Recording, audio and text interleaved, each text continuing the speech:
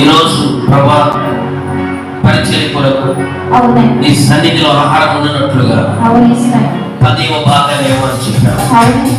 అదేవిధంగా ఈరోజు ఆహారం సిద్ధపరిచినారు.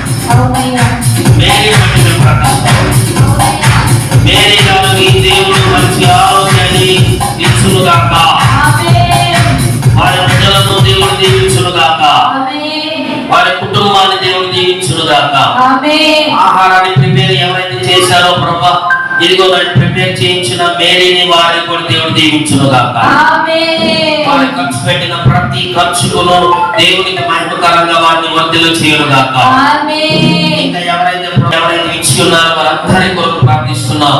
సహకరించిన వారందరికీ దేవుడు మేలు చేసి దీవించునుగాక.